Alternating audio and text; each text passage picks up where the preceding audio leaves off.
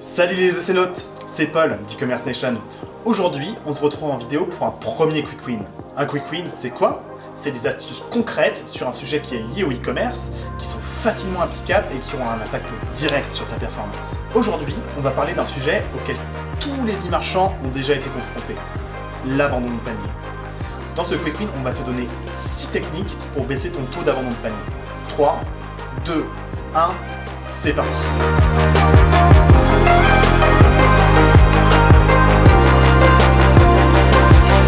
Alors l'abandon de panier, tu le connais bien.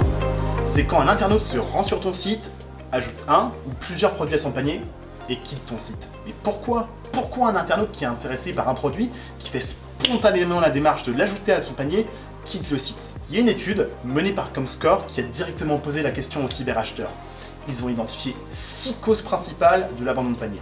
Les voici. 60% des cyberacheteurs ont déclaré qu'au moment de payer, le coût total des achats était plus élevé que prévu. 58% n'étaient pas encore prêts à commander et avaient besoin de plus de temps. 46% n'ont pas finalisé leur achat parce que la valeur de leur panier n'était pas suffisamment importante pour bénéficier de la livraison gratuite. Pour 44% des personnes interrogées, les frais de livraison se sont affichés trop tard dans la commande. 43% souhaitaient juste enregistrer leur panier pour plus tard. Et enfin, 35% n'ont pas finalisé leur achat parce que leur moyen de paiement préféré n'était pas proposé. D'expérience, je peux vous dire qu'il y a encore d'autres causes de l'abandon de panier qui ne sont pas mentionnées dans cette étude. Par exemple, il y a le délai de livraison. S'il est trop élevé, ça peut refroidir les consommateurs qui sont trop pressés. L'absence d'avis client, parce qu'on aime avoir des retours d'autres personnes avant d'acheter notre propre produit. L'obligation de créer un compte client, une étape qui est chronophage et embêtante pour l'internaute. Le tunnel d'achat, qui est parfois trop complexe. L'absence des coordonnées de contact, parce que là, on va se demander qui est vraiment derrière le site. Et en cas de problème, on ne sait pas qui contacter. Tout ça, ça fait beaucoup de points de fuite. Selon une étude SalesCycle, le taux d'abandon de panier moyen en France des e-commerçants était de 75% au premier trimestre 2018. D'ailleurs, n'hésitez pas à partager votre taux d'abandon en commentaire pour comparer. Concrètement, quelles sont les conséquences de ces abandons sur ton business? La première chose, c'est que si tu fais la somme de tous ces abandons, tu vas te retrouver avec un manque à gagner considérable.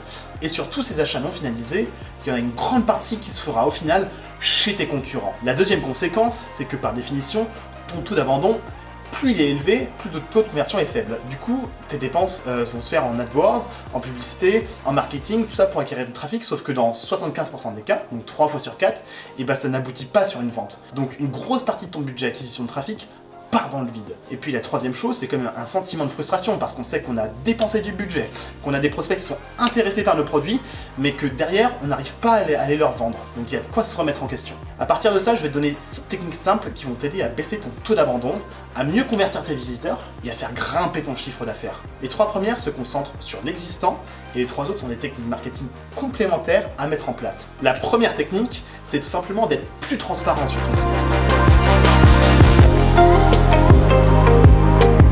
Affiche les frais de livraison dès la page produit. Par exemple, sur le site Bandcamp, on peut acheter des CD et des vinyles d'artistes qui viennent des 4 coins du monde, ce qui engendre forcément des frais de livraison. Du coup, Bandcamp, ce qu'ils font, c'est qu'ils affichent le détail du panier, avec les frais de livraison à droite dès la page produit. Plus tôt on donne l'information, plus tôt on évite de décevoir le client avec des frais cachés. N'hésite pas non plus à mettre en avant les coordonnées de contact et du SAV pour que le visiteur sache qu'il est possible de te contacter en cas de pépin. Toujours dans un esprit de transparence, il est nécessaire de permettre à tes clients de laisser des avis, qu'ils soient positifs ou négatifs. Bah oui. Quelle est ta réaction quand tu veux acheter un produit en ligne et que tu vois 1000 avis avec 5 étoiles? Tu te dis que c'est du fake. Par contre, un produit avec une majorité de commentaires positifs et quelques commentaires négatifs, ça inspire davantage confiance. Donc, il ne faut rien censurer.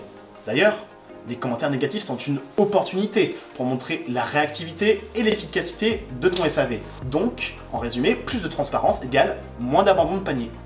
La deuxième technique consiste tout simplement à offrir le plus de choix possible à l'internaute, que ce soit au niveau des modes de paiement ou des modes de livraison.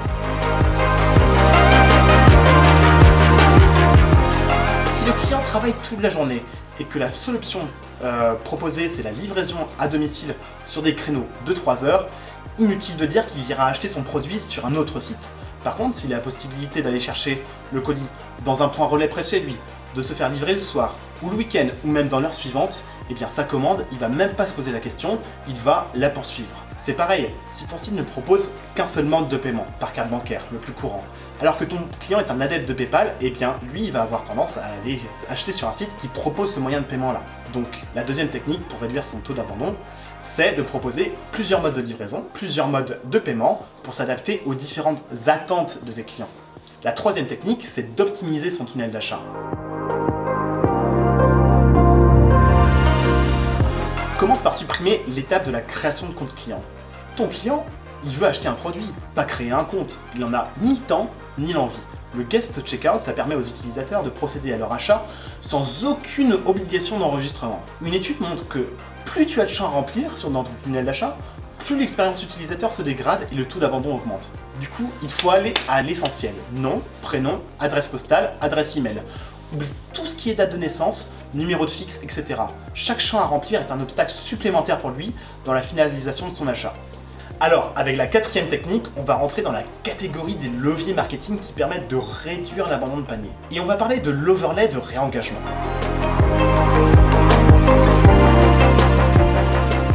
Un overlay de réengagement, c'est quoi? C'est un pop-in, un message qui vient se superposer à ton site au moment où l'internaute souhaite le quitter. Voilà un exemple d'overlay de réengagement. Il peut afficher soit un message de réassurance, par exemple, vous partez déjà, n'hésitez pas à nous contacter pour nous poser vos questions, ou alors une réduction supplémentaire. Vous partez déjà, attendez, nous vous offrons la livraison, ou alors attendez, on vous fait moins 10% sur votre commande. Une recommandation de produit. Vous n'avez pas trouvé votre bonheur? Ces produits pourraient vous plaire. Et là, tu fais le lien vers une page produit. Ou alors, une inscription à la newsletter. Merci pour votre visite. N'hésitez pas à vous inscrire à notre newsletter pour rester informé sur nos prochaines offres. Dans tous les cas, l'overlay permet à l'internaute de réfléchir une deuxième fois avant de quitter ton site et ça permet vraiment de baisser l'abandon de panier. La cinquième technique, une partie d'entre vous l'applique déjà, c'est celle du chat en ligne. Se déclenche sur les pages du site de ton choix. Son objectif, c'est d'instaurer la conversation entre toi et le visiteur. Pourquoi? Pour qu'il puisse te poser toutes ces questions, que ce soit sur la livraison, que ce soit sur le produit en lui-même ou autre, et comme ça, tu vas pouvoir lui répondre avant même qu'il ait quitté le site. Ça permet de lever les doutes de l'internaute et ça ne peut que le rassurer pour l'aider à finaliser son achat. Derrière le chat, il peut y avoir un humain, que ce soit toi, quelqu'un de ton équipe, un prestataire, ou alors un robot qui va pouvoir apporter des réponses en fonction des mots-clés qui seront tapés par le client.